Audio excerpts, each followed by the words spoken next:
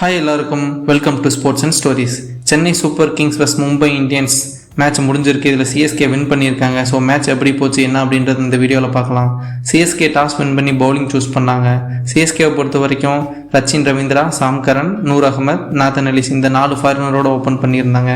மும்பை இந்தியன்ஸை பொறுத்த வரைக்கும் Rickelton, Will Jacks, Santner, Boult இந்த 4 பிளேயரை வச்சு ஓப்பன் பண்ணியிருந்தாங்க. மும்பை இந்தியன்ஸுக்கு ஸ்டார்டிங்கில் இருந்து எதுவும் நல்லா போகலை. ரோஹித் சர்மா டக் அவுட் ஆனார். கலீல் அகமது நல்லா விக்கெட் எடுத்தார் பவர் பிளேயில். அஸ்வின் என்னால் லெஃப்ட் ஹேண்டர் மட்டும் இல்லை ரைட் ஹேண்டர் தான் எடுக்க முடியும்னு சொல்லிட்டு வில் ஜாக்கையும் விக்கெட் எடுத்தார். 3 விக்கெட் போனதுக்கப்புறம் திலக் வர்மாவும் சூரியகுமார் யாதவும் ஒரு 50 பார்ட்னர்ஷிப் போட்டாங்க. அதுக்கப்புறம் வந்தார் நூர் அகமத். அவர் ஒரு 5 நிமிஷத்தில் 100% ஹைக் வாங்கினார்.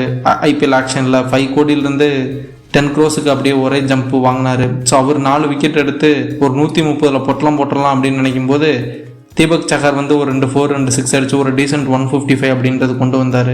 அதுக்கப்புறம் செகண்ட் பேட் பண்ண சிஎஸ்கே ஓப்பனிங்கில் திரிபாதி விக்கெட்டை விட்டாலும் அதுக்கப்புறம் அந்த கேப்டன் ருத்ராஜ் கைக்வாட் செம்மையாக ப்ளே பண்ணி ஒரு 200 ஸ்ட்ரைக் ரேட்டில் அவுட் ஆனார்.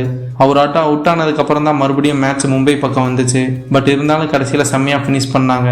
ரச்சின் ரவீந்திரா இந்த மேட்ச்சை எப்படி எடுக்கணும், சென்னை பிச்சில் எப்படி ஆடணும், மேட்ச் எப்படி கொண்டு போகணும், எப்படி முடிக்கணும் அப்படின்னு எல்லாருக்கும் கிளாஸ் எடுத்த மாதிரி இருந்துச்சு. ஸோ இன்றைக்கி விக்னேஷ் புத்தூர் அப்படின்ற ஒரு பிளேயரை நம்ம பேசியே ஆகணும்.